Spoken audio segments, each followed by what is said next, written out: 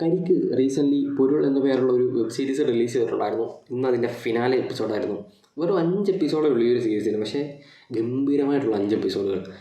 ഇതിൻ്റെ ക്ലൈമാക്സ് പലർക്കും പല അഭിപ്രായങ്ങൾ വരാം, പക്ഷേ പേഴ്സണലി എനിക്ക് ഈ ഒരു ക്ലൈമാക്സ് ഇഷ്ടപ്പെട്ടു. ഇവിടെ പലരും പല സ്പെക്കുലേഷൻസ് ഒക്കെ ഉണ്ടായിരുന്നു ഈ ഒരു സ്റ്റോറി വന്ന സമയത്ത്. ഒരു ഇൻവെസ്റ്റിഗേറ്റീവ് മോഡിൽ പോകുന്ന സീരീസാണ്.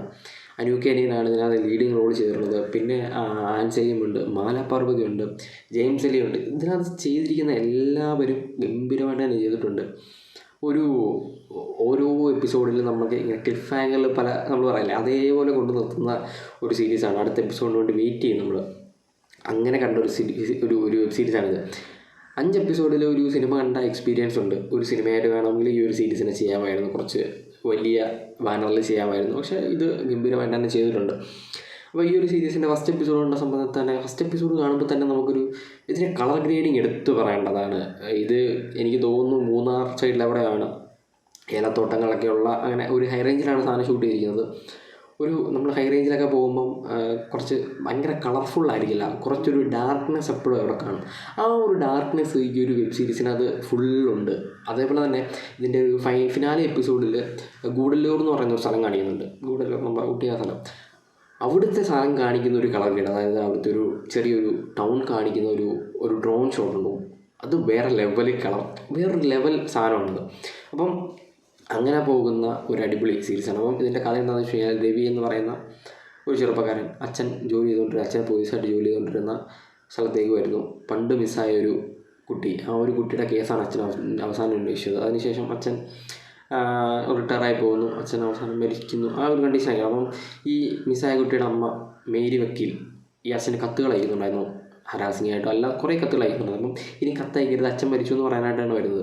അപ്പോൾ ഇവിടെ വന്നു കഴിഞ്ഞാൽ ചില ഡൗട്ട്സ് തോന്നും. ഈ ഒരു കുട്ടി എങ്ങനെയാണ് മിസ്സാകുന്നത്, കുട്ടി എവിടെ പോയിന്ന് ഈ രവിക്ക് അന്വേഷിക്കണം എന്ന് തോന്നുന്നു. രവി പേഴ്സണലി ഇത് അന്വേഷിച്ച് തുടങ്ങുകയാണ് അവിടെ. അങ്ങനെ രവിയും ഈ കുട്ടിയുടെ അനിയത്തിയുമായിട്ടുള്ള ആനിയും കൂടി ഈ ഒരു കേസ് അന്വേഷിക്കുന്നു, അല്ലെങ്കിൽ ഈ ഒരു കുട്ടിയെ അന്വേഷിക്കുന്നു. കുട്ടി എങ്ങനെയാണ് മിസ്സായത്, കുട്ടി ആരാണ് തട്ടിക്കൊണ്ടുപോയതാണോ അല്ലെങ്കിൽ കുട്ടി മരിച്ചതാണോ. അപ്പം ഈ അച്ഛൻ എന്ന് പറയുന്ന ക്യാരക്ടർ കുട്ടി മരിച്ചു എന്നൊരു കൺക്ലൂഷനിലാണ് സ്റ്റോറി നിർത്തിയിരിക്കുന്നത്, അല്ലെങ്കിൽ കേസ് നിർത്തിയിരിക്കുന്നത്. അപ്പം അത് അങ്ങനെയല്ല, കുട്ടി ജീവിച്ചിരിപ്പുണ്ടെന്ന് മേരി പറയുന്നു. അപ്പോൾ കുട്ടി അന്വേഷിച്ച് വീണ്ടും രവിയും ആനിയും കൂടെ ഇറങ്ങുന്നു. അങ്ങനെ രവിയും ആനിയും കൂടെ ഓരോരോ തുമ്പുകൾ കണ്ടുപിടിച്ച് പോകുന്നു. അങ്ങനെ വേറൊരു ക്യാരക്ടറിലെത്തുന്നതും ഈ കുട്ടിക്ക് എന്താണ് സംഭവിച്ചതെന്നും, തോമ എന്ന് പറയുന്ന ആ ഒരു കുട്ടിക്ക് എന്താണ് സംഭവിച്ചത്, കുട്ടി ജീവിച്ചിരിപ്പുണ്ടോ, കുട്ടിയെ കിട്ടുമോ, അതൊക്കെയാണ് ഈ ഒരു സീരീസ് കാണിച്ചു പോകുന്നത്. അപ്പോൾ ഇത്രയും ഒരു സ്റ്റോറിയേ ഉള്ളൂ. ഇതിലെ കുട്ടിയെ കിട്ടുമോ ഇല്ലയോ എന്നുള്ളതാണല്ലോ നമുക്ക് ഇത്. അപ്പോൾ ഇതിനകത്ത് പലരും പറഞ്ഞത് ഈ രവി എന്ന് പറയുന്ന ക്യാരക്ടർ തന്നെയാണ് ഈ തോമ. അതായത് ഈ രവിയുടെ അച്ഛൻ തോമയെ എടുത്തുകൊണ്ട്, അതായത് രവിയെ അഡോപ്റ്റ് ചെയ്തതാണ്. അപ്പം ഈ 2 ക്യാരക്ടറും സെയിം ആണെന്ന് ഒരുപാട് സ്പെക്കുലേഷൻസ് ഒരു 3-4 എപ്പിസോഡ് കഴിഞ്ഞപ്പം വന്നിട്ടുണ്ടായിരുന്നു. പക്ഷേ അങ്ങനെയൊന്നും അല്ല. ആ ഒരു സ്റ്റോറി അങ്ങനെയല്ല. നമ്മൾ ഒരിക്കലും പ്രതീക്ഷിക്കാത്ത ഒരു ക്ലൈമാക്സാണ് ഇതിനുള്ളത്. അതുകൊണ്ട് തന്നെയാണ് പലരും ചിലപ്പോൾ ഡിസപ്പോയിൻറ്റഡ് ആവാം. കാരണം ഇതെന്ത് ഇങ്ങനെ, നമ്മളിതല്ലല്ലോ പ്രതീക്ഷിച്ചത്, നമ്മൾ വേറെ എന്തൊക്കെയാണല്ലോ പ്രതീക്ഷിച്ചത് എന്ന് ചിലപ്പോൾ തോന്നും. പക്ഷേ ആ ഒരു സ്റ്റോറി എങ്ങനെ കൊണ്ടു നിർത്തണമോ അങ്ങനെ തന്നെയാണ് ഈ ഒരു സ്റ്റോറിയെ കൊണ്ടു നിർത്തിയിട്ടുള്ളത്. അത് ആ സ്റ്റോറിക്ക് ആപ്റ്റായിട്ടുള്ളൊരു ക്ലൈമാക്സിൽ കൊണ്ടു നിർത്തുന്നു.